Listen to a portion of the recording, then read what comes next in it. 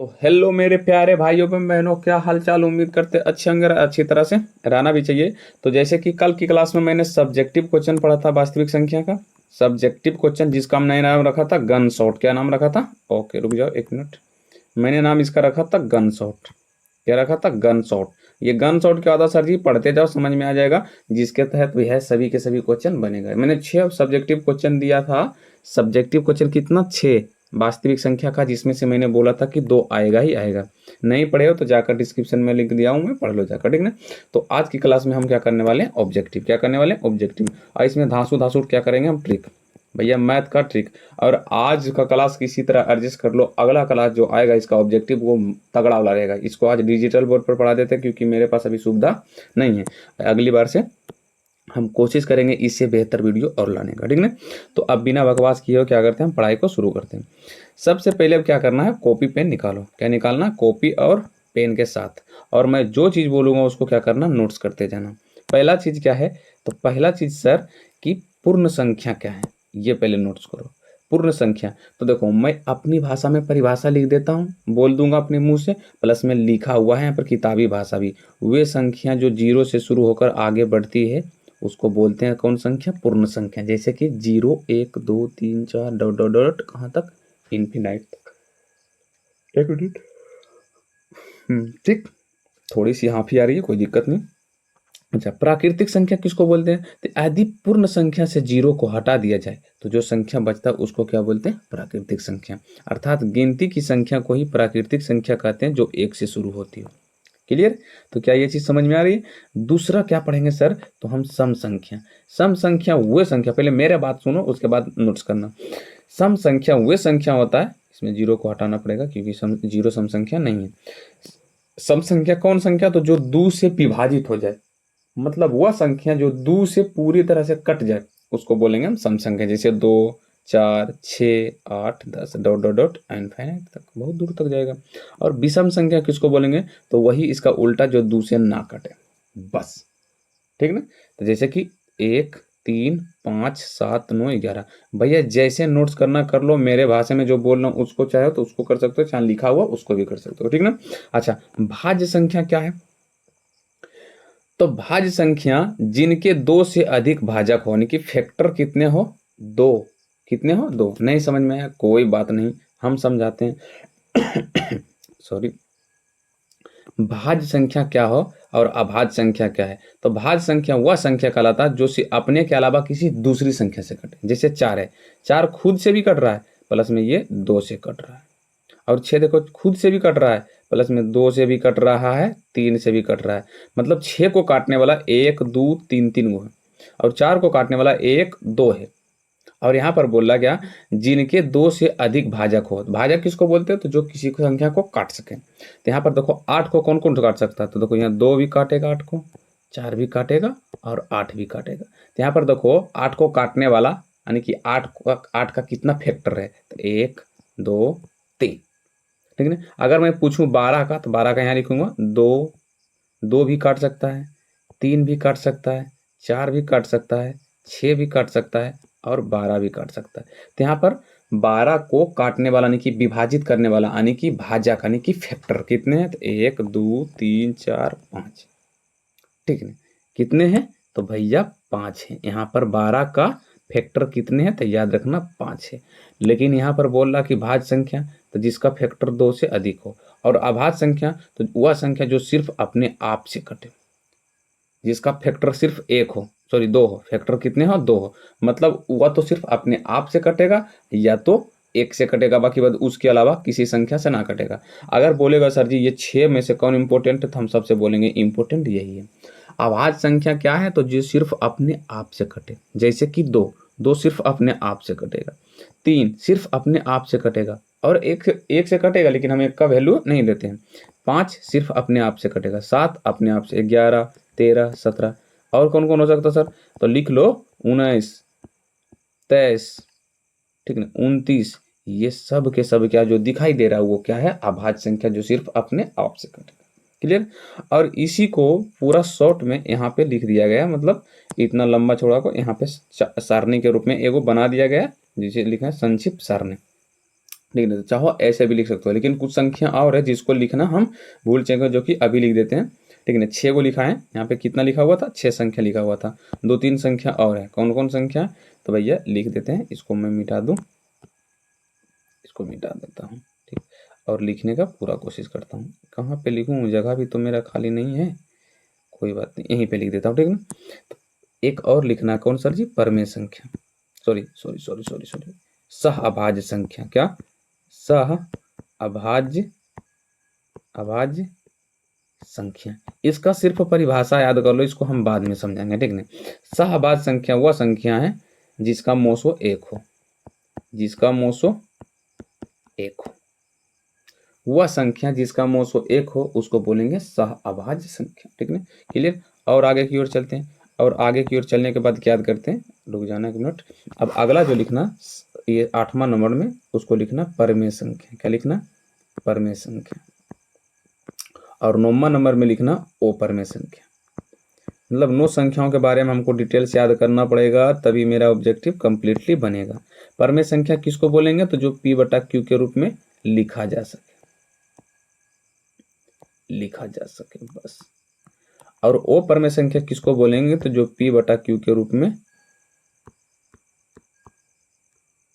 Sorry यहाँ पे रूप होना चाहिए, 1 मिनट, अरे भाई हट तो जा तू, रूप में ना लिखा जा सके तो उसको क्या बोलेंगे हम, अपरमेय संख्या। अब बोलोगे सर जी समझ नहीं आया, कोई बात नहीं। परमेय संख्या मतलब बच्चा में जो पढ़े हो ना, भिन्न के जोड़, भिन्न के घटा, तो कैसे लिखते थे, 2/3 + 1/2, तो ये है भिन्न का जोड़। तब इसी को हम बोलेंगे परमेय का जोड़, परमेय का जोड़। तो मतलब जो ऐसे करके बट्टा में लिखते हैं 2/3, 4/6, 3/2, तो भैया जो इस रूप में लिखा जाएगा वही क्या कहलाएगा, तो परमेय संख्या। वो क्या कहलाएगा, तो याद रखना परमेय संख्या। जैसे कि यहाँ पर हमें लिखे भिन्न के जोड़, अगर यहाँ पर हम इसका चिन्ह हटा दें प्लस का, तो मतलब ये हो सकता, ये क्या हो जाता सर जी, ये भिन्न है, ये भी क्या है, भिन्न है। और इसी भिन्न को अब हम क्या बोलते हैं, परमेय, क्या बोलते हैं, परमेय, ठीक ना। तो जो भिन्न के रूप में लिखा जाए उसको बोलेंगे परमेय, और जो भिन्न के रूप में ना लिखा जाए उसको बोलेंगे हम क्या, अपरमेय संख्या।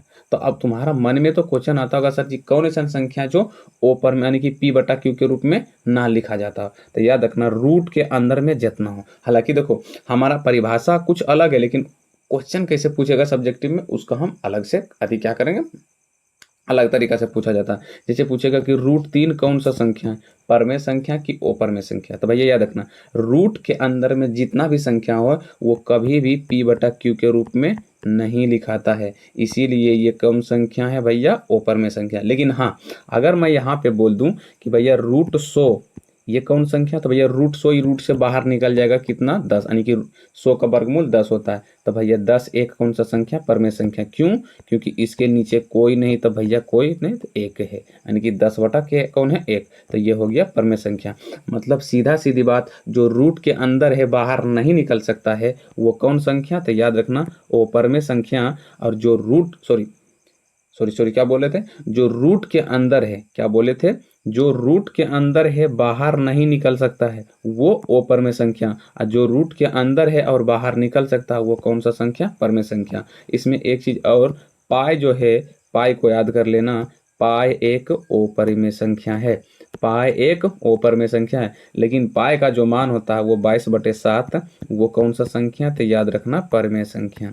अब क्यों है, तो बड़ा हो गया तो इसका रीजन पता चलेगा, लेकिन फिलहाल यहाँ पर क्या कर लेना, याद कर लेना, ठीक ना। तो अब क्या करते हैं, हम इस सब का ऑब्जेक्टिव क्वेश्चन अब करेंगे। पहले जितना मैंने पढ़ाया है क्या तुम्हें अच्छी तरह से याद है, नोट से, तो आंसर है सर जी हाँ याद है, और होना भी चाहिए, ठीक ना।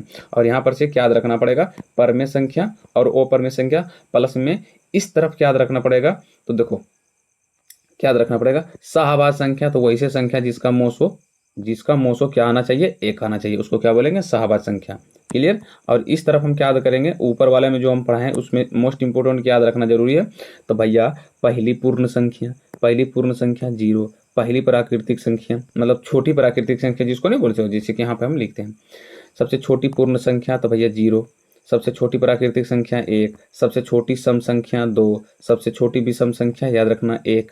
काहे कि आगे चलोगे तो पूछ लेगा कि सबसे छोटी सम संख्या, यानी कि 2 और सबसे छोटी विषम संख्या यानी कि 1, ये दोनों का गुणनफल यानी कि 2 गुने 1 करने पर कितना आंसर आएगा, तो याद रखना 2। और यहाँ पर भी पूछ लेगा कि सबसे छोटी भाज्य संख्या और सबसे छोटी अभाज्य संख्या का गुणनफल क्या होगा, तो 4 को गुना करेंगे दूसरे से कितना आंसर आएगा, तो भैया 8। तो ये चीज़ हमको याद करना पड़ेगा, ठीक है। और क्या क्या पूछ सकता है यहाँ से इस तरह से, तो पूछ लेगा भैया कि 2 लगातार संख्याओं का मोसो क्या होगा, 2 लगातार संख्याओं का मोसो क्या होगा। जैसे कि पूछ लेगा, मान लो विषम संख्या के 2 लगातार संख्या दे देंगे, मान लो एक दे देगा 3, तो दूसरा का क्या होना चाहिए, तो 3 के बाद क्या आ रहा है 5, लगातार बोलेगा तो 3 के बाद 5, अगर बोल देंगे 9 तो 9 के बाद क्या होना चाहिए 11, तो लगातार मतलब समझ रहे हो कि नहीं, वही होता है। तो अगर पूछ लेंगे 3 और 5 के मोसो कितना होगा, तो याद रखना इसको भागा की विधि से क्या करेंगे हम बनाएंगे, तो हमेशा तो बना के देखेंगे 1 3 2, तो इसको याद रखना 3 से 3 यहाँ लगाएंगे, फिर यहाँ पर एक बार में लगेगा 2 से यहाँ पर 1 आएगा, तो फिर 1 यहाँ पर रखोगे 2 से, यानी कि 2 बार में ये कट जाएगा पूरी तरह से, यानी कि मोसो इसका कितना आया 1। अब देखो कितना निकालोगे, हर बार जब बोलेगा तो कितना निकालोगे, तो देखो निकालने का तो तरीका तो जानते ही हो कि भैया इसको भागा विधि से क्या करेंगे निकाल लेंगे, क्योंकि हम सब्जेक्टिव में बता चुके हैं मोसो कैसे निकाला जाता है। लेकिन यहाँ पर जो मोस्ट इंपॉर्टेंट है भैया, हम क्या बोले थे शुरू में, क्या बोले थे कि इसको हम इतने अच्छे तरीके से और इतने अच्छे ट्रिक के साथ बताएंगे कि भैया तुमको कभी ये जीवन में कभी भी तुमको जीवन में ये भारी ना लगेगा। तो अब यहाँ पर हम क्या करते हैं, कुछ ऐसे चीज़ लिख देते हैं, क्या लिख देते हैं, तो भैया 2 लगातार संख्याओं का मोसो, क्या 2 लगातार संख्याओं का मोसो हमेशा क्या होगा, हमेशा एक ही होगा, एक ही होता है, याद कर लो। मतलब सम संख्या हो विषम संख्या हो, जब बोलेगा 2 लगातार सम संख्याओं का मोसो, 2 लगातार विषम संख्याओं का मोसो, 2 लगातार भाज्य, 2 लगातार अभाज्य, कौनो संख्या बोल दे लगातार खाली बोल दे, अब पूछे उसका मोसो, तो आंख मून के आंसर मारना है क्या 1। लेकिन एक चीज का एक जवाब नहीं देना, किसका, तो भैया 2 लगातार सम संख्याओं का मोसो।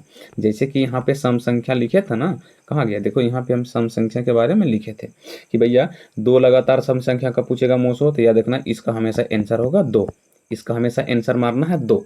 2 लगातार सम संख्याओं का मोसो हमेशा 2। अब बाकी सब का पूछेगा कोई संख्या हो भैया, उसका हमेशा आंसर आएगा 1, ठीक नहीं। अब इसको उल्टा पुल्टा पर करने के लिए पता क्या पूछेगा, तो 2 मतलब मान ले कि 2 गो विषम संख्या, एक ए है और एक बी है, और दोनों क्रमागत में यानी कि लगातार है, क्या है लगातार है, तो उसका मोसो क्या होगा, तो हम बोले थे संख्या ए हो या बी हो, जैसी बोला है विषम संख्या, तो विषम संख्या के लगातार जैसी बोलेगा क्रमागत या लगातार संख्याओं का मोसो कितना होगा, तो याद रखना 1 ही, याद रखना आगे ऑब्जेक्टिव में आएगा ही आएगा, ठीक है।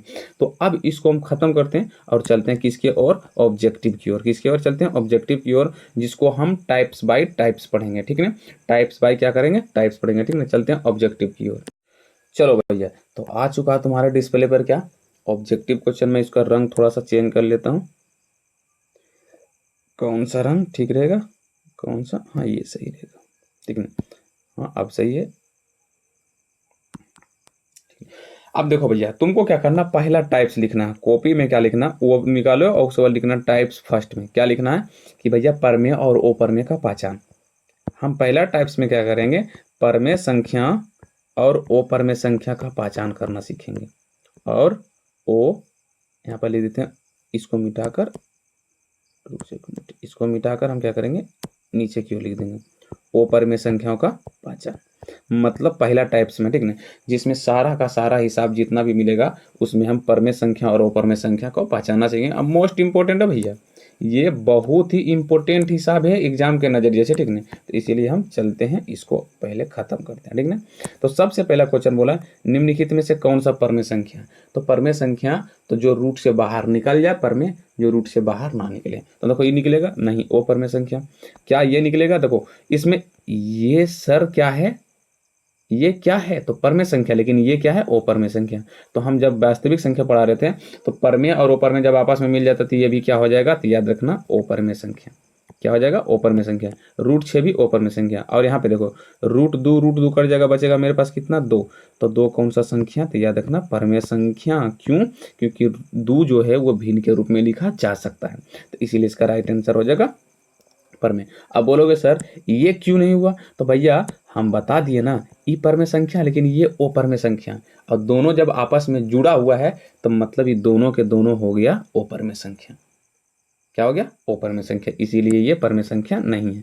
फिर अगला जो है रूट दो कौन सा संख्या, बताओ रूट दो, तो रूट दो कभी बाहर निकलेगा, आंसर है नहीं, तो इसका मतलब ये ओ पर में संख्या।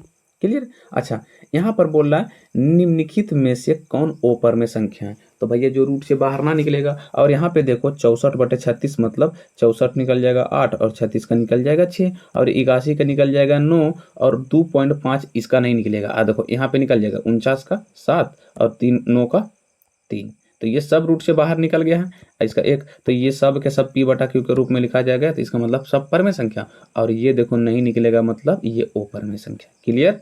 क्लियर भैया बोलो कि हाँ सर क्लियर समझ में आ रहा है, क्लियर समझ में आ रहा है। दूसरा कि निम्नलिखित में से कौन अलग है, तो देखो भैया इस सब में से कौन अलग है, देखो ई पर में संख्या है, ई भी पर में संख्या है, और यहाँ पर देखो 16 का भी इसका 4 होगा और 4 का भी 2 होगा, तो ये भी अलग है, मतलब ये 3/5 2 4/2 25/9, तो ये सब भिन्न के रूप में लिखा है, मतलब ये सब पर में संख्या है, लेकिन यहाँ पर एगो देखो सबसे अलग है जो कि ओ पर में संख्या, तो यही सबसे अलग है, ये चारों में से सबसे अलग यही है। क्लियर। उसके बाद अगला क्वेश्चन की ओर चला जाए, मैं कुछ और क्वेश्चन बता देता हूँ, उसके बाद फिर खुद अपना क्या करना बनाना। निम्नलिखित में से कौन सा पर में है, तो भैया हम बोले थे ना जो p/q यानी कि रूट से बाहर निकल जाए, देखो यहाँ पर ये रूट से बाहर निकल रहा है, 16 का हो रहा है 4, 25 का हो रहा है 5, तो भैया 4/5 तो मतलब यही हो गया पर में संख्या। बाकी बात सब ओ पर में है, ओ पर में है, ओ पर में, क्यों, क्योंकि देखो ये रूट इस पे रूट है निकलेगा नहीं, ये भी रूट है निकलेगा नहीं, अपाए तो बोले थे ही अभी कुछ देर पहले ही बोले थे कि भैया ये कौन संख्या। क्लियर। उसके बाद चलते हैं √5 कौन सा संख्या, तो आंख मूंद के मारो ओ पर में संख्या, भैया सिंपल फंडा, जो रूट से बाहर निकल गया बस ऊपर में, बाकी बात सब ऊपर में। n एक प्राकृतिक संख्या है, तब n रूट के अंदर में चला जाए, क्या बोल रहा है कि n एक प्राकृतिक संख्या है, तो n यदि रूट के अंदर चला जाए तो वो कौन संख्या होता है, तो याद रखना कभी पर में भी हो सकता, कभी ओ पर में भी हो सकता, यानी कि इसका आंसर होगा डी। अब बोलेगा सर जी कैसे, तो यहाँ पर प्राकृतिक भी लिख सकते हो और पर में भी लिख सकते हो, मतलब सभी पर में संख्या प्राकृतिक संख्या होता है, ऐसा कोई बात नहीं है। तो यहाँ पर कभी पर में संख्या भी हो सकता, कभी ओ पर में संख्या हो जाती। अब बोलेगा कैसे सर, तो लो भैया हम समझा देते हैं। प्राकृतिक संख्या किसको बोलते हैं, गिनती की संख्या, यानी कि 1 2 3 4 5 6 डॉट अनफिनाइट तक, इसको बोलते हैं प्राकृतिक संख्या। अब इसी को रूट पर चढ़ा दो, सब चढ़ा दिए, ठीक नहीं, तो देखो √1 √2 √3 ये सब तो ओ पर में संख्या है, लेकिन जैसे √4 आएगा तो ये रूट से बाहर निकल जाएगा, यानी कि 2, तो ये हो जाएगा पर में संख्या। मतलब सभी प्राकृतिक संख्या यदि रूट के अंदर में है तो जरूरी नहीं कि वो ओ पर में संख्या ये हो, वो पर में भी हो सकता है। इसी तरह फिर ओ पर में, फिर ओ पर में, लेकिन एक समय जाएगा तो आ जाएगा कितना, √9, तो √9 बाहर निकल जाएगा 3, तो ये कौन संख्या, पर में। तो इसीलिए बच्चा भाई, इसीलिए बाबू लोग हम बोले हैं कि रूट के अंदर में जब प्राकृतिक संख्या रहेगा ना तो वो हो सकता है पर में भी और ओ पर में भी, ठीक ना। तो क्या मैं मान के चलूंगा सब क्वेश्चन बना लोगे, आंसर है हाँ सर, हम क्या करेंगे बना लेंगे, ठीक ना, सब के सब बन जाएगा, सब के सब। अब यहाँ पर देखो खाली क्वेश्चन चेंज कर दिया, निम्नलिखित में से कौन सा ओ पर में नहीं है, मतलब पर में है। यहाँ पर नहीं पूछा तो मतलब पूछ रहा कि कौन संख्या जो है वो पर में है, तो देखो रूट से बाहर कौन निकल रहा है, तो मेरे को तो लग रहा है यही निकल रहा है। आद करना पड़ेगा भैया, आद करना पड़ेगा कि कौन बाहर निकल रहा है, कैसे, तो भैया बचपन में पढ़ा होगा ना वर्गमूल, वर्गमूल तो रूट का मतलब ही होता है वर्गमूल, तो जिसका वर्गमूल हो वही क्या कहलाएगा, पर में, तो मतलब यही तुम्हारा हो जाएगा आंसर। क्लियर, समझ में आ रहा है कि नहीं। फिर अगला क्वेश्चन की ओर चलते हैं, फिर से निम्नलिखित में से कौन ओ पर में है, निम्नलिखित में से कौन ओ पर में नहीं है मतलब पर में है, तो यहाँ पर देखो यही तो है, 64 का 8 होगा और 81 का 9 होगा, तो यही तो हो गया। तो हम जब एक ही में आंसर मिल गया तो सबको, ये जब बगल में ही आंसर है तो कहाँ जाएगा, तो सब बना लोगे, देख लो भैया सारा का सारा ऑब्जेक्टिव क्या हो जाएगा, आराम से क्या हो जाएगा, बन जाएगा, सब के सब बन जाएगा, टेंशन लेने की बात है ही नहीं। देख लो भैया सब के सब ऑब्जेक्टिव क्या करेगा, बन जाएगा। और यहाँ 22/7 कौन संख्या, पर में संख्या, लेकिन पाई कौन संख्या, तो ओ पर में संख्या, तो भैया आराम से बनेगा, खूब आराम से। फिर इसमें थोड़ा सा हम बता दें निम्नलिखित में संख्या कौन पर में है, तो अंदर में जोड़ो, तो यहाँ पर देखो 36 प्लस, यहाँ पर रूट के अंदर में क्या बोला, 36 + 64, जब जोड़ेंगे तो अंडर रूट कितना आएगा, 100, तो अंडर रूट 100 तो ये तो बाहर निकल जाएगा, तो 10। तो भैया यही तो है परमेय संख्या। अब बाकी सबको जोड़ोगे तो नहीं आंसर आएगा, नहीं आंसर आएगा, नहीं आंसर आएगा, मतलब यही क्या है, परमेय संख्या। क्लियर? तो भैया समझ रहे हो कि नहीं? ये सबको मिटाते हैं और चलते हैं अगला हिसाब की ओर। अगला हिसाब में कुछ और जान ही नहीं है, कोई फायदा ही नहीं है। अच्छा, ये कौन सा संख्या है भैया? ये वाला 32 33 नंबर। ये तो याद रखना, ये भी ओपर में संख्या। जब भी इसे dot dot dot dot dot दिया रहे तो उसको आंख मूंद के मार देना, ओपर में संख्या। क्लियर? अगर डॉट नहीं रहे, खाली मान लो, ये मान लेते हैं हम, यहाँ पे डॉट नहीं रहता, मान लेते ये सब डॉट नहीं रहता और यहीं तक रहता, तब उसको पर में मारेंगे, और डॉट रहेगा तो ओपर में मार देना। ठीक ना? तो क्या समझ में आई? तो चलो भैया अब टाइप्स 2 में। अब टाइप्स 2 में क्या लिख देना? टाइप्स 2।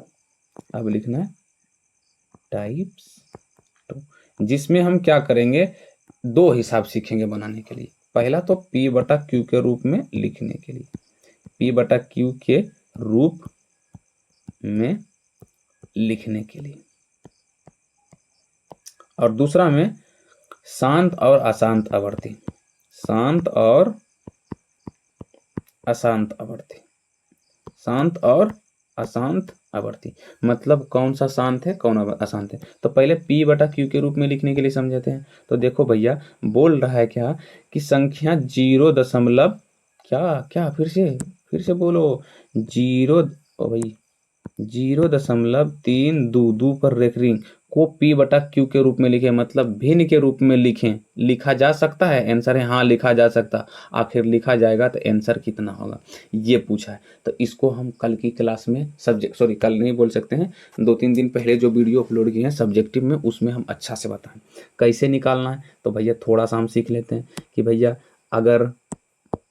अगर 0 दशमलव मान लो, यहाँ पे 0 दशमलव मान लो अगर रहता 1 2, तो दशमलव हटाते हैं, शून्य से हटाते हैं, तो हो जाता 12 बटा कितना, 100। ये तो बच्चा वाला है। अगर यहाँ पर दे दें 3.35, तो भैया दशमलव हटाएंगे, शून्य से हटाएंगे कितना, तो दशमलव के बाद जितना अंक रहता है, 1 अंक 2 अंक तो 2 शून्य। ठीक ना? यानी कि 335 बटा कितना, 100। ये सब बच्चा वाला पढ़े होगा, क्लास 5 में 6 में पढ़े होगा। लेकिन अब इसी को क्या कर दिया, उल्टा दिया गया। क्या दिया गया? उल्टा। अब क्या बोल रहा है कि भैया तुम्हारे पास जो है 0.32 पर रेकरिंग है, दशमलव के बाद कितने संख्या, 1 2। तो भैया इसका कैसे होगा, तो यह दशमलव हटाना, नो सटाना, कितना सटाना, 9। क्यों? जितना पर दशमलव के बाद देखो कितने अंक है, 2 अंक है, तो एगो पर है 9 और एगो पर है रेकरिंग। ये जो ऐसे करके लिखा हुआ ना, इसे ऊपर में ऐसे करके छापा हुआ, देखो ना यहाँ पे देखो ऐसे करके जो चिन्ह दिया हुआ है, तो इसको हम सब बोलते हैं रेकरिंग। क्या बोलते हैं? रेकरिंग। ठीक ना? तो दशमलव के बाद दो संख्या, एक 3 है एक 2 है, तो एगो पर रेकरिंग है तो जिसके बदल 9 सटाएंगे, और एगो पर रेकरिंग नहीं, उसके बदल 0 सटाएंगे, तो यानी कि हो जाएगा 32/90। क्लियर? लेकिन नहीं भैया, 32/90 आंसर नहीं होगा। क्यों नहीं होगा? अभी पूरा हुआ है कहाँ, अभी पूरा हुआ है कि नहीं, कल की क्लास की होगा। तो पहले नंबर 3 दशमलव, फिर से लिख देते हैं 2 पर रेकरिंग। तो क्या करेंगे, दशमलव हटाएंगे, कितना होगा, इसके बदल तो 9 आएगा और इसके बदल क्या आ जाएगा, 0 आ जाएगा। प्लस में इसमें 3 भाई घटाना पड़ेगा। क्यों घटाना पड़ेगा? क्योंकि यहाँ पर 3 पर रेकरिंग नहीं है, तो 32 में से 3 गया तो भैया 29/90, ये तुम्हारा हो जाएगा आंसर। तो 29/90 खोजो कहाँ आंसर होता, तो 29/90 आंसर नंबर बी। बोलेगा सर जी ये क्या करती हैं, तो देखो भैया, अब सटीक को तरीका तुमको बताएं जिससे तुमको आसानी हो जाए बनाने में। लो भैया बता देते हैं। देखो करना कुछ नहीं है, चाहे कितना लंबा कितना छोटा, जैसे कि और नीचे जाते हैं तो ऐसे उनका भाई हिसाब ढेर मिलेगा हमको। जैसे कि यहाँ पे देखो, यहाँ पे मेरे पास मिला है क्या, 3.27 पे रेकरिंग, पूरे 27 पे है ना, हाँ 27 पे, पूरा 27 पर रेकरिंग है। देखो करना कुछ नहीं है, आंख मूंद के पहले नंबर जी जितना संख्या क्या करो उसको तुम एक जगह कहीं, ओहो 27 था ना, तो 3.27 पर रेकरिंग, इसको आंख मूंद के एक साथ लिख दो, 327, सॉरी नीचे लिखते हैं, क्या लिखते हैं, नीचे क्या लिख देना, आंख मूंद के क्या लिख देना, 327, आंख मूंद के पहले लिख दो, और माइनस पीछे कर दो कितना, तो भैया देखो जितना संख्या था दशमलव हटाकर रेकरिंग उकरिंग हटाकर आंख मूंद के क्या किया, 327 लिख दी। बाकी बात कितने संख्या पर रेकरिंग नहीं है, तो देखो 3 पर रेकरिंग नहीं है तो माइनस कर दो लास्ट में 3। अब बटे कितना होगा, तो देखो दशमलव के बाद 2 संख्या है और दोनों पर रेकरिंग है, तो रेकरिंग दोनों पर है तो मतलब 2 गुना। अगर सपोज करो कि भैया अगर मान लो कि रेकरिंग किस पे रहता, सिर्फ एक पे रहता, तो एगो 9 और इस पे नहीं है तो इसके बदल के आ जाता 0। तो इधर घटता कितना, तो दोनों पर रेकरिंग नहीं है तो इसका मतलब -32 होता। लेकिन अभी फिलहाल यहाँ पे ये सब नहीं है, खाली क्या है भैया 27 पे रेकरिंग, इसीलिए पहले पूरी संख्या को लिख दिया 327 और -3, क्यों, क्योंकि 3 पर रेकरिंग नहीं है। और नीचे में लिख दिए क्या 90।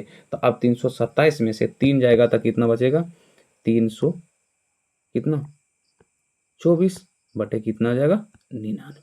यही तुम्हारा आ जाएगा आंसर। खोजो, हालांकि ये कटेगा भी, देखो कटेगा तो 3 कम 3, 3 8 24 और ये 33 दिए 99, यानी कि 108/33। देखो कहाँ है, देखो कहाँ है। अच्छा, ये कौन संख्या, तो ये भैया परमेय संख्या। कौन सा संख्या, क्योंकि पी बटा क्यू के रूप में लिखा गया इसलिए कौन सा संख्या, तो परमेय संख्या। लेकिन यहाँ पर निकालने के लिए भी हम सीख गए, जैसे कि और यहाँ पर है 0.7, 0.7 पर रेकरिंग है। पहले ऐसे उनका हिसाब समझ लो, उसके बाद शांत आसान समझेंगे। तो यहाँ पर दशमलव हटाएंगे और डायरेक्टली 9 सताएंगे, यानी कि 7 बटा कितना होगा सर 9, क्यों, इसमें भैया दशमलव के बाद एक ही संख्या है ये 7, तो इसका रेकरिंग है तो 9 आएगा। अब कोई खाली भी नहीं जो घटाएं चाहे 0 सटाएं, तो इसका मतलब 7/9। जैसे कि और एक दो हिसाब नीचे देख लेते हैं। 0 दशमलव क्या बोला 13 पर रेकरिंग, तो दशमलव हटाएंगे डबल 9 सटा देंगे, क्यों, क्योंकि सिंपल फंडा भैया कि कोई फालतू में रेकरिंग खाली 2 पर रेकरिंग है वही होगा। जैसे कि और नीचे जाएंगे तो और हमको क्या करेगा मिलेगा, जैसे कि और नीचे जाते हैं, जैसे कि यहाँ पर 49 भी मिल रहा है, तो इसका सिवल फंडा है तो भैया 0.49 पर रेकरिंग है, तो भैया डबल 9 खाली सटा देना। लेकिन अगर यहाँ पे गलती से मान लो कि 0.49 पर रेकरिंग रहता तो क्या था, तो पहले 49 को लिख दो, कितना पर रेकरिंग नहीं है तो 4 पर वो माइनस पीछे कर दो, और नीचे कितना लिखाएगा दशमलव हटाने का, इसके बदल तो 9 आएगा और इसके बदल क्या आ जाएगा 0 आ जाएगा, यानी कि 49 में से 45 जाएगा, 49 में से 4 जाएगा तो कितना का 45, 45/90, और 45 से कम 45, 45 दूना 90, यानी कि 1/2 आंसर होता है। ठीक, समझ में आ रहा है ना। तो उम्मीद करते हैं तुम सब रेकरिंग वाला भी समझ चुके होगे, ठीक ना। रेकरिंग वाला भी क्या हो चुका हो, रेकरिंग वाला क्या हो चुका होगा समझ गए होगे, ठीक ना। तो भैया अब रेकरिंग वाला सब बना लेना। अब यहाँ पर हम फिर चलते हैं किस पे, अब शांतवर्ती और अशांतवर्ती बताते हैं। जैसे कि यहाँ पर पूछ रहा है कि निम्नलिखित में से कौन सा दशमलव प्रसार शांत है। तो कल की क्लास में हालांकि सब्जेक्टिव में हम बताए थे, लेकिन फिर भी हम क्या करें ऑब्जेक्टिव के में भी बता देते हैं। हालांकि इसमें कोई ट्रिक नहीं है, निकालना ही पड़ेगा, कोई फायदा वाला ट्रिक नहीं है, इसीलिए निकालना पड़ेगा। जिसके लिए हमको क्या करना पड़ेगा, अभाज्य गुणनखंड सीखना पड़ेगा। क्या सीखना पड़ेगा, तो याद रखना अभाज्य गुणनखंड, अभाज्य गुणनखंड। जैसे कि यहाँ पे पूछा है 3 नंबर में हिसाब जो है कि यहाँ पे देखो निम्नलिखित में से किसका दशमलव प्रसार शांत हो। तो हम सब्जेक्टिव में बताए थे कि अगर निचला के गुणनखंड निकालोगे तो 2 और या तो 5 ये दोनों एक ही साथ आ जाए तो वो शांत कहलाएगा, अन्यथा क्या कहलाएगा अशांत। तो भैया ये तुम सबके ऊपर जिम्मेदारी है कि ये तुम सबको क्या करना चाहिए बनाना चाहिए, क्यों, क्योंकि मैंने आसानी से इसको बताया है। नीचे वाला का गुणनखंड करो क्या बनेगा ना, तो नहीं बनेगा तो भैया पिछली क्लास जाके देखो। भैया इतना भी लापरवाह नहीं बनना है। क्यों लापरवाह नहीं बनना, क्योंकि भैया अब एग्जाम में बचा है मात्र 3 महीने, इसीलिए हमको अच्छे से पढ़ाई करना है।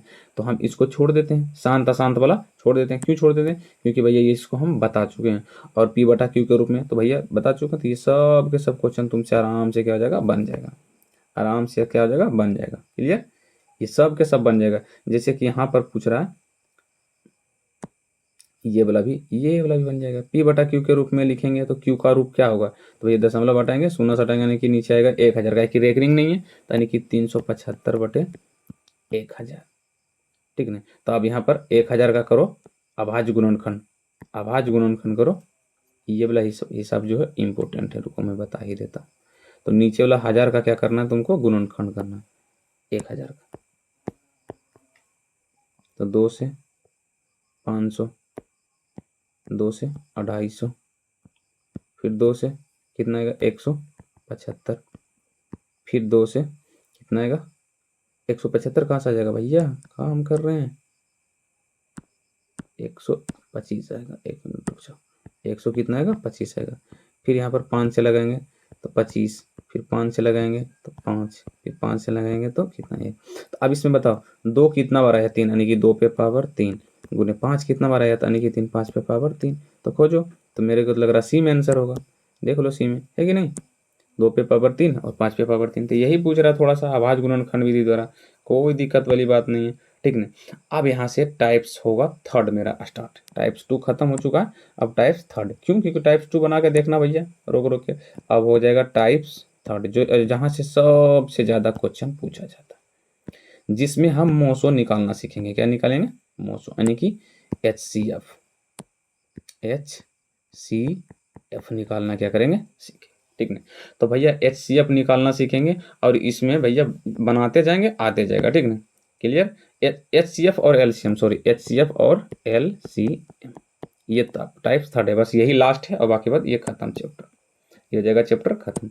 चलो भैया आओ यहाँ पर देखो, अब डायरेक्ट 12 नंबर से हिसाब स्टार्ट हुआ, क्योंकि एक से जो 11 नंबर तक क्वेश्चन था वो सबसे हम अंत में दिखाएंगे। क्यों दिखाएंगे? पता चलेगा बाद में। ठीक ना। अब यहाँ से हम शुरू करते हैं। ठीक है, बोला कि सबसे छोटी अभाज्य संख्या और सबसे छोटी भाज्य संख्या का गुणनफल क्या होगा? तो सबसे छोटी भाज्य संख्या 4 और अभाज्य संख्या 2, तो गुना करेंगे तो कितना आंसर होगा? तो 8, सी आंसर। क्लियर। इसीलिए तो पहले हम समझा दिए थे। अच्छा, निम्नलिखित में से कौन सा अभाज्य संख्या है? तो भैया 29, क्योंकि ये सिर्फ अपने आप से कटेगा। अभाज्य संख्या जो अपने आप से कटे, अभाज्य संख्या जो अपने आप से कटे, अभाज्य संख्या जो अपने आप से कटे। ठीक है। उसके बाद किसी भी पूर्णांक में m के मान सम का रूप होगा। तो देखो इसमें बोला कि कौन संख्या सम है, ये वाला कि ये वाला कि ये वाला कि ये वाला। ठीक है। तो एक काम करो, m के मान कभी 1 रखो, कभी 2 रखो, कभी 3 रखो, कभी 4 रखो, कभी 5 रखो, कभी 6 रखो, रख के देखो और सोल्व करके देखो कि भैया किसमें अगर मान रख रहे हैं, कोई भी मान रख रहे हैं, तो उसका संख्या सम आ रहा है। तो जैसे कि यहाँ पे मान लो हम क्या करते हैं कि ये m के जगह, ये m के जगह हम रख देते हैं 5, चाहे 4 भी रख सकते हो, 3 भी रख सकते हो, कोई दिक्कत वाली बात नहीं है। अगर 5 रखेंगे तो 5 2 कितना आ जाएगा? टोटल कितना आंसर हो जाएगा? 7। 7 कौन संख्या? विषम है। अगर मान लो 4 रखेंगे तो 4 रखेंगे तो 4 2 कितना आ जाएगा? 6। तो इसमें जब मान रख रहे हैं तो कभी सम भी आ रहा है, कभी विषम, तो हमको सिर्फ सम खोजना है। क्या सो खोजना? सम का रूप। ठीक है। तो मतलब ये a नहीं होगा। दूसरा, इसमें रख देंगे मान लो हम 1, m की जगह 1, तो 2 एकम 2, 2 1 3। फिर अगर 2 रखेंगे तो 2 दूनी 4, 4 1 5। तो इसमें हम कौनों संख्या जो रख रहे हैं तो भैया इसमें हमें हर हाल में क्या आ रहा है? विषम आ रहा है। क्या आ रहा है? विषम आ रहा है। लेकिन यहाँ पर 2 है और गुने m है, तो m की जगह 1 रख देंगे तो आ जाएगा 2। अगर मान लो 2 रख देंगे तो आ रहा है 4। अगर मान लो 2 की जगह 3 रख देंगे तो आ रहा है 6। मतलब यहाँ पर कोई भी संख्या रख रहे हैं तो हमेशा कौन संख्या आ रहा है? सम संख्या। इसीलिए इसका राइट आंसर हो जाएगा। मतलब m की जगह मान के रख के देखो, और जो संख्या सम आ रहा है उसको सम बोलेंगे, जो विषम आ रहा है उसको विषम बोलेंगे। तो इसका राइट आंसर क्या हो जाएगा? छोटुआ सी हो जाएगा। ठीक।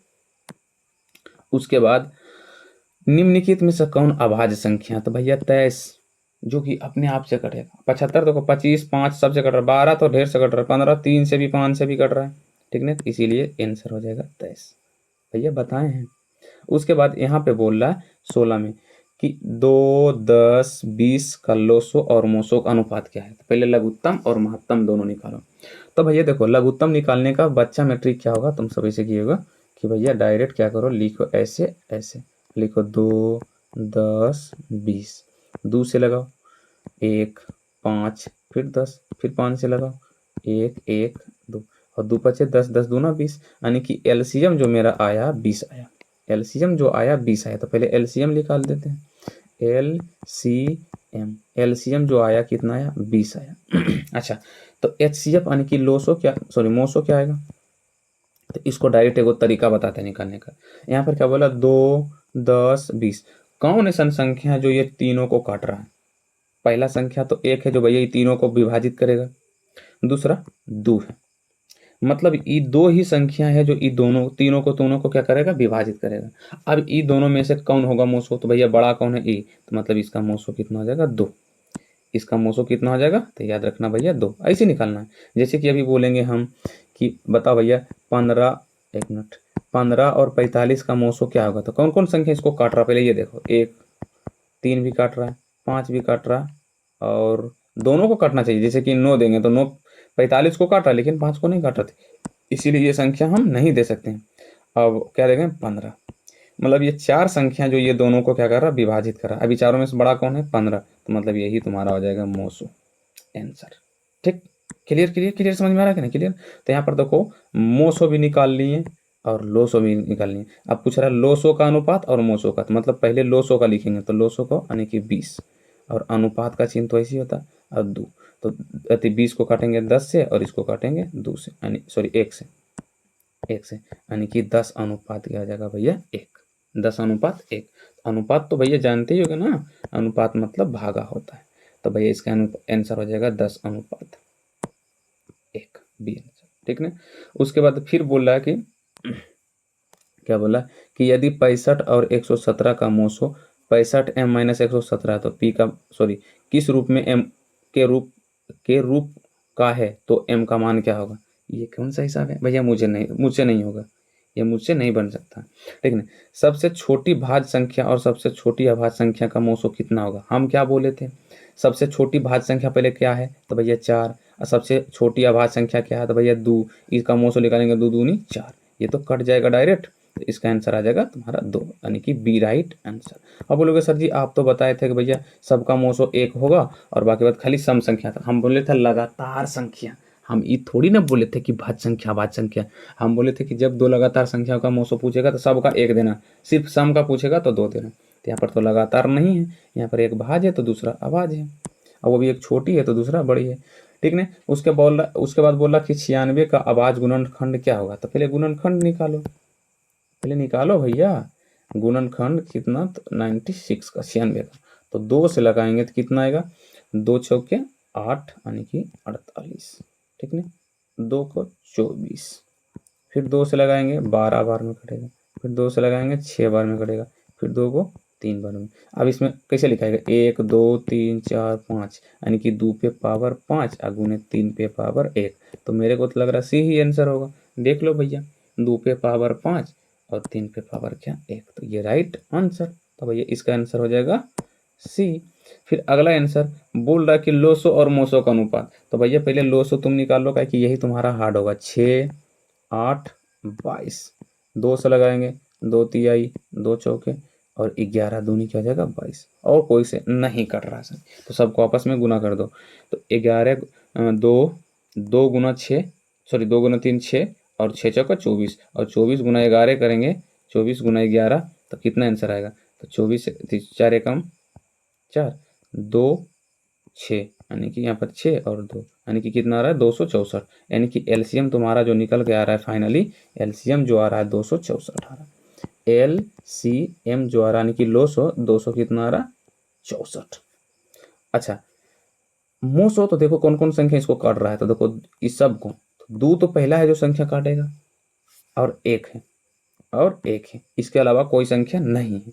अब इन दोनों में से बड़ा कौन है, तो भैया 2, तो मतलब यही होगा तुम्हारा एच सी एफ, तो एच सी एफ कितना 2, तो यहाँ पर बोला लोसो यानी कि पहले 264 लिखो, अब बाद में 2 लिखो, इसका अनुपात तो कटेगा, कौन सी संख्या से कटेगा, तो भैया 132 और ये 1, यानी कि 132 अनुपात 1, तो भैया यही हो जाएगा तुम्हारा आंसर, यही तुम्हारा हो जाएगा आंसर, यानी कि कहाँ है, तो 132 अनुपात, ठीक है। अब यहाँ पर पूछा है कि भैया कि 5005 का 5005 में कितने अभाज्य गुणनखंड है, तो पहले 5005 लिखो, 5005 पहले गुणनखंड निकालो, कितना से निकलेगा, तो पहले नंबर कौन संख्या से लगेगा, बताओ भैया कौन ऐसी संख्या जो इसको काटा, 2 से तो नहीं कटेगा, अच्छा 3 से कटेगा, 3 मान लो 3 को 5 से 2 लगाएंगे, 3 चौक 18 फिर 2 आएगा, 3 चौक 18 नहीं, 3 से नहीं कट रहा, डायरेक्ट कितना से कटेगा 5 से कटेगा, तो 5 से लगाएंगे, तो 5 एकम 5 डबल 0 उसके बाद 1, अब ये किससे लगेगा, तो मेरे को तो लग रहा है ये 7 से डायरेक्ट लगेगा, क्यों, क्योंकि भाई ये 7 से ही कटेगा, 7 एकम 7 उसके बाद बचेगा 3, तो यहाँ पर देंगे 7 चौके 28, 27 21 यानी कि 143, फिर ये देखो कितना से कटेगा, तो मेरे को तो लग रहा है ये अब कटेगा डायरेक्ट भाई 23 से, कितना से कटेगा 23 से, क्या और कोई संख्या से कट सकता है, देखो तो 23 से कटेगा, एक काम करता हूँ मैं थोड़ा सा इसको करके देखता हूँ कि 143 कौन कौन संख्या से कट रहा है, ये 3 से कटेगा, 3 चौक 12 13 14 यानी कि 2, 23 से नहीं कटेगा, अच्छा 23 से कट रहा है ना, 23 से भी नहीं कट रहा है, 21 से कट रहा है ना, अच्छा हाँ 21 से, क्यों, क्योंकि भैया 21 गुने करेंगे हम कितना, 1 मिनट, ये भैया कट ही नहीं रहा है, कितना से कटेगा भाई, 21 से भी ये नहीं कटेगा क्या, 143,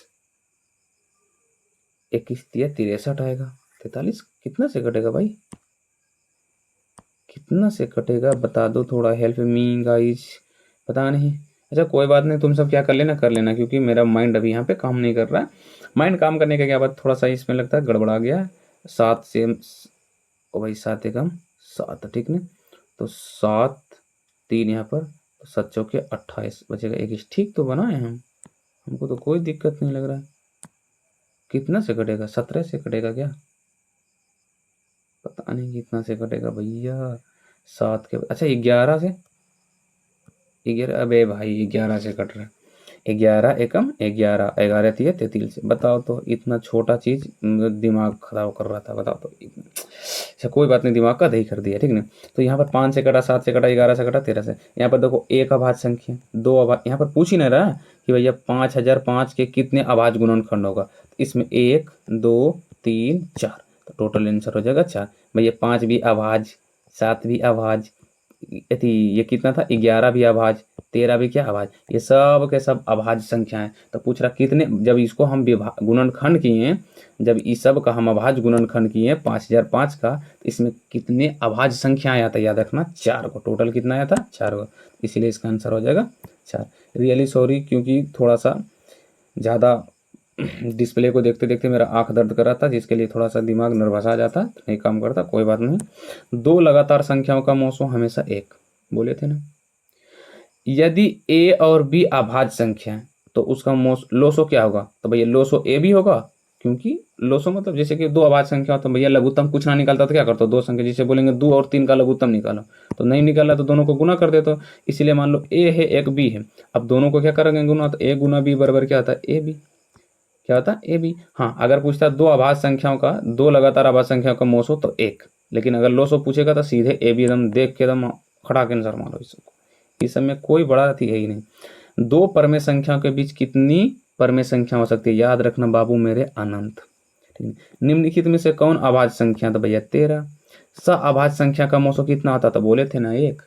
अभाज्य संख्याओं का मोसो कितना होता, एक, ठीक है। अच्छा अब ये जो है दो संख्याओं का गुणनफल, ये किस पर बनेगा, तो पहली संख्या गुने दूसरी संख्या बराबर मोसो गुने लोसो। तो यहाँ पर बोला दो संख्याओं का गुणनफल कितना है, तो मतलब ये दोनों का गुणनफल कितना है 2166। अब बराबर क्या बोला, मोसो बराबर है 19, तो लोसो को हम मान लेते हैं x। तो बोला उनका लोसो क्या होगा, तो भैया 19 इस तरफ, 19 इस तरफ आएगा तो भागा, 19 से भागा दो, 19 को काटेंगे एक बार में, 19 को काटेंगे एक बार में, फिर एक इसमें से दो, यानी कि यहाँ पर 26 बचेगा, फिर 19 एक बार में, तो 26 में से 19 जाएगा, रुक जाएगा मिनट, फिर नहीं गड़बड़ा जाएंगे तो फिर दिक्कत ही हो जाएगा। एक मिनट रुक जाओ गाइस, फिर से लिख देते हैं इसको, इस सबको मिटाकर हमको डायरेक्ट यहाँ क्या करना है, भागा देना है। क्या कि 21/66 बटे क्या हमको देना 19, क्योंकि कभी बता चुके हैं पहली संख्या गुना दूसरी संख्या पर फॉर्मूला पर। ये एक बार कटेगा, 21 में से 19 जाएगा तो कितना बचेगा भैया, 2 बचेगा ना। 19 20 21 2, तो यहाँ पर लिख देंगे हम 2, भागा दो हम भैया, हमको भागा देना था शॉर्ट में, तो हम दे रहे हैं, तुम सभी भागा अपना दो। फिर 19 को एक बार में लगाएंगे तो 26 आएगा, तो 26 से कितना ज़्यादा, यानी कि 7, यहाँ पर लगाए 7। अब बताओ ये तो कट नहीं रहा, 26 7, 26 6 7 तो कट ही नहीं, 19 19 दूना 19 से, ओ हाँ अरे कट रहा है, 19 का 19, 19 25 सॉरी 19 का 19 19 संतावन 76, यानी कि 4 बार में क्या कट रहा, कर रहा है 19 चक क्या 76, 4 बार में तो ये कट रहा था, सॉरी 19 चक 76, यानी कि 114 आ जाएगा राइट आंसर। क्लियर। फिर अगला क्वेश्चन की ओर चलते हैं कि भाई ए बराबर इतना, बी बराबर इतना, तो ए बी क्या होगा, तो लघुत्तम पूछ रहा है, लघुत्तम लघुत्तम लघुत्तम, ये लघुत्तम निकालो। तो यहाँ पर देखो 2 × 2 × 2 × 3 × इसको थोड़ा सा विस्तार में लिख दें इसको, ठीक ना। इसको भी क्या करो विस्तार में लिख दो, 2 × 2 × 2 × 2 × 5 × 7। पहले जो संख्या इसका सेम मिल रहा है उसको निकालो, ऐसे यहाँ पे मिल रहा है तो यहाँ पर से निकाल लेंगे 2 × 2 × 2, और क्या मिल रहा है, तो यहाँ पर देखो 5 भी मिल रहा है तो गुने 5, फिर जो नहीं मिल रहा है उसको लिख दो ऐसे, फिर 3 × 2 × 7। अब सबको क्या कर दो, गुना कर दो, 2 दूनी 4, 4 दूनी 8, 8 पचे 40, और 40 दिया 120, 120 गुना यानी कि 240। अब 240 गुना करो 7, 7 चौका 28 के 8, हाथ में 2, ठीक है। 7 दूना 14, 14 2 16, यानी कि 16 आएगा लास्ट में को 0, यानी कि 1680 तुम्हारा आंसर, 1680 तुम्हारा आ जाएगा आंसर। तो भैया ये था तुम्हारा लोसो। तो भैया क्या क्लियर हुआ ना, तो 1680, ठीक ना। उसके बाद यही पूछ रहा कि m एक धनात्मक पूर्णांक में तो धनात्मक विषम, तो भैया वही एक m की जगह 1 2 मान कर रख के देखना, जिसका अगर भैया विषम संख्या आएगा तो वह विषम है। अच्छा, संख्या ये वाला क्या है, बोले थे डॉट डॉट रहेगा तो वो ऊपर में बोले थे ना, निम्नलिखित में से कौन अभाज्य संख्या, तो भैया यहाँ पर अभाज्य संख्या 41, कौन सा होगा, 41, ठीक है। 144 में अभाज्य गुणनखंड का 2 का घात कितना, तो पहले नंबर यहाँ पर जो बोल रहा है कि 144 के अभाज्य गुणनखंड में 2 का घात, तो क्या करना है यहाँ पर 144 का पहले गुणनखंड निकालो 2 से, कितना बार में, तो यहाँ पर हो जाएगा 7 और यहाँ पे 2, फिर 2 से 36 दूना 72, फिर 2 से कितना हो जाएगा 18 दूने 36, 2 को 9 बार में, 2 को सॉरी 3 से 3 बार में। अब 2 यहाँ पर देखो कितना है, 2 4 बार है, यानी कि 2 पे पावर 4 गुने 3 पे पावर कितना 2। तो यहाँ पर पूछा 2 का घात कितना है, तो 2 का घात नहीं दिखाई दे रहा है, 4 है। तो यहीं पर पूछा है 2 का घात कितना है, जब हम 144 का गुणन करेंगे तो 2 का घात कितना आएगा, तो आंसर होगा 4, सी में। क्लियर। अब अगला क्वेश्चन बोल रहा है कि यदि एक धनात्मक पूर्णांक 1 तथा बी है तो ए बी का मोसो ए बी का लोसो निम्न में से कौन होगा, तो याद रखना ए बी ए होगा, क्या होगा, ए गुने बी होगा। यदि पी क्यू 2 अभाज्य संख्या तो उनका मोसो क्या होगा, याद रखना ए, ठीक है ना। 64 में अभाज्य गुणनखंड में 2 का घात क्या होगा, अभी यही हिसाब जो बताए थे 144 का, same to cut to paste, यहाँ पर खाली यहाँ पे 144 है और यहाँ पर क्या दे दिया 64, तो 64 के करना गुणनखंड और इसमें देखना 2 का घात। अच्छा, 18 और 72 का मोसो क्या होगा, तो कौन कौन संख्या इसको काट रहा था, 1 काट रहा है, 2 काट रहा है, 3 काट रहा है और 9 काट रहा है और 18 काट रहा है, तो 18 इसका हो जाएगा आंसर, क्योंकि सबसे बड़ा 18 तो ए आंसर हो जाएगा। क्लियर। उसके बाद फिर क्या पूछा है कि भैया 156 में same to same cut to paste 156 के अभाज्य गुणनखंड में 2 का घातांक मतलब घात कितना होगा अपना बना लेना, ठीक है।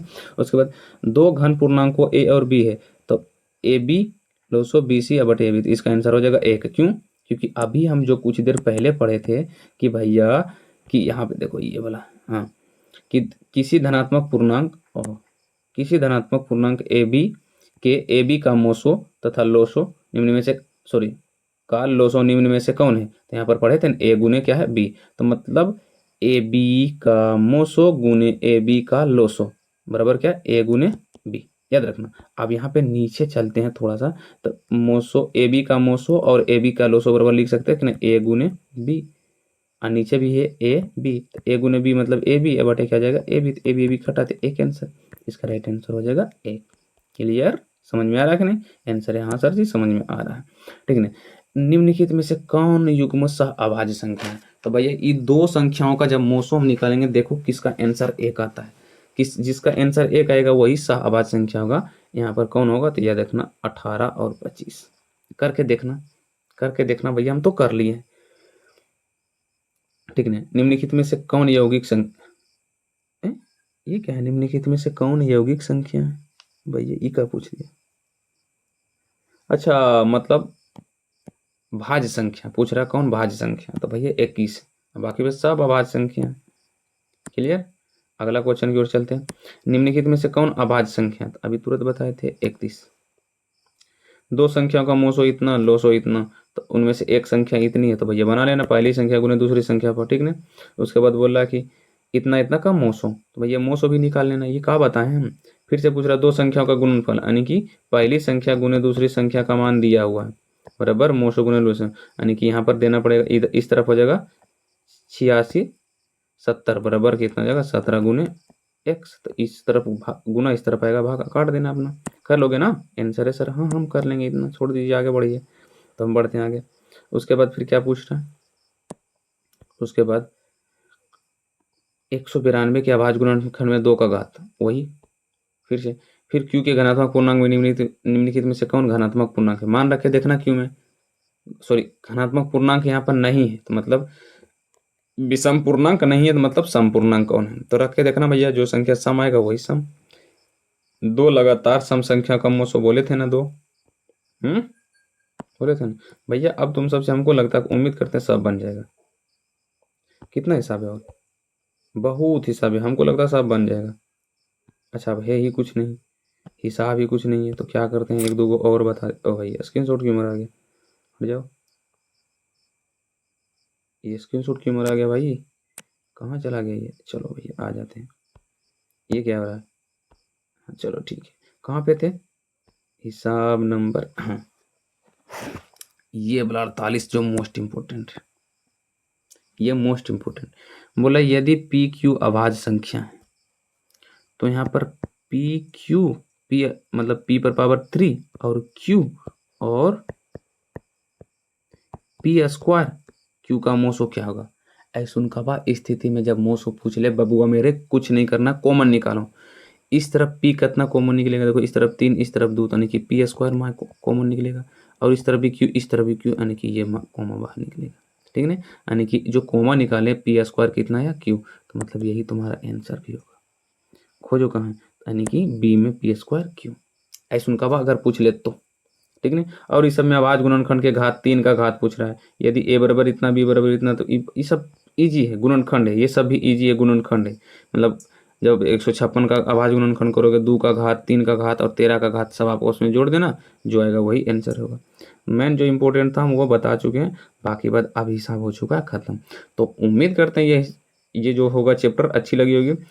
और ये इस तरफ आओ, इस तरफ एक और, हाँ इसको बता देते हैं थोड़ा सा, इसको 12x पर पावर 4y, सॉरी 6x पर पावर 4y 12xy का महत्तम क्या होगा। तो पहले क्या बोले थे, इसका रहेगा तो मोसो बोला निकालने के लिए, तो कॉमन लो, इसमें भी 12 6 है, इसमें भी, तो पहले 6 कॉमन बाहर निकलेगा, और इस तरफ में क्या निकलेगा, थोड़ा सा कॉमन निकालो, इस तरफ भी था 6 और इस तरफ भी 6 निकालें, और ये इस तरफ x है, इस पर x पर पावर 4 है, तो हमको x निकालना, और इस तरफ भी y इस तरफ भी y, यानी कि y बाहर निकलेगा, यानी कि 6xy तुम्हारा राइट आंसर।